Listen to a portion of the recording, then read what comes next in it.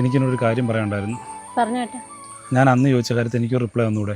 എത്രയോ തവണ ഞാൻ എന്നെ നോ പറഞ്ഞേട്ടാ, പിന്നെ ഇവിടെ വന്ന് ഇങ്ങനെ കാത്തിരിക്കേണ്ട കാര്യമുണ്ടോ? എന്നോട് രസ് പറഞ്ഞിട്ട് തനിക്ക് എന്ത് പ്രോബ്ലം ഉണ്ടാകാൻ പോകുന്നത്? എന്റെ പൊന്നു ചേട്ടാ, ചേട്ടൻ എന്തറിഞ്ഞിട്ടായി പറയുന്നത് എനിക്കറിയത്തില്ല. നിന്റെ എല്ലാ പ്രശ്നങ്ങളും അറിഞ്ഞിട്ടാണെങ്കിലോ ഞാൻ ഈ പറയുന്നത്. എനിക്ക് ആരുടെയും സഹതാപത്തിന്റെ ആവശ്യമില്ല. ഇത് സഹതാപത്തിന്റെ അല്ല. നിന്റെ കല്യാണത്തിന് മുമ്പ് എൻ്റെ ഇഷ്ടം ഞാൻ നിന്നോട് 1000 തവണ പറഞ്ഞ. അന്ന് നിന്റെ വീട്ടുകാർ സമ്മതിക്കായിരുന്നു പറഞ്ഞ് നീ എന്നെ മാറ്റി നിർത്തി. നിന്നെ മനസ്സിൽ വെച്ചുകൊണ്ട് വേറൊരു കല്യാണം കഴിക്കാൻ എന്നെ കൊണ്ട് പറ്റത്തില്ല. നീ രസ് പറഞ്ഞാൽ നിന്റെ പ്രശ്നങ്ങളെല്ലാം തിരുനോടം വരെ ഞാൻ കാത്തിരിക്കാം. ഭർത്താവ് മരിച്ച സ്ത്രീക്ക് എന്തൊക്കെ പ്രശ്നമുണ്ടെന്നാ ചേട്ടൻ്റെ ഒരു ധാരണ? രാജീവേട്ടൻ മരിച്ചു കഴിഞ്ഞ് രാജീവേട്ടൻ്റെ അച്ഛൻ്റെയും അമ്മയുടെയും ഞങ്ങളുടെ മോളുടെ എല്ലാവരുടെയും കാര്യങ്ങൾ ഞാൻ തന്നെയാണ് നോക്കുന്നത്.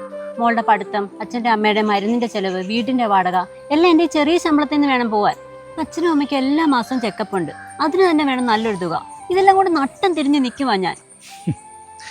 എടി, ഒരു ഹെൽത്ത് ഇൻഷുറൻസ് എടുത്താൽ തീരാവുന്ന പ്രശ്നങ്ങളല്ലേ നിനക്കുള്ളൂ.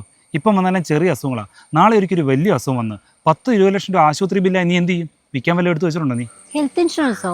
എനിക്ക് ഒത്തിരി പൈസ ആവില്ല ഏട്ടാ. എവിടുന്ന്? എടി, 1000 രൂപയ്ക്ക് താഴെ ഒരു തുക മാറ്റി വെച്ച് കഴിഞ്ഞാൽ 1 കോടി രൂപയുടെ വരെ കവറേജ് കിട്ടുന്ന പ്ലാനുകളുണ്ട്. അതിപ്പോ എങ്ങനെ എടുക്കണ്ടേ?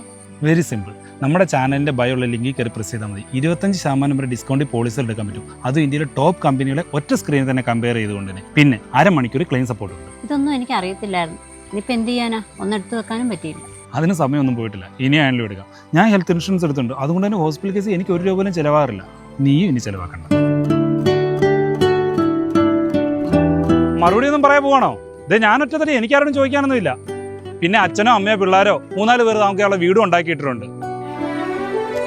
വാടകക്കാശെങ്കിലും ലാഭിക്കാലോ. ആപ്ലിക്കേഷൻ ആരും ആദ്യം വീട്ടിൽ വന്ന് അച്ഛനോടും അമ്മയോടും ചോദിക്കും. അതിന് ആപ്ലിക്കേഷൻ ഒന്നും വേണ്ട. ചാനലിന്റെ ബൈക്കർ ലിങ്ക് പ്രസ് ചെയ്താൽ മതി.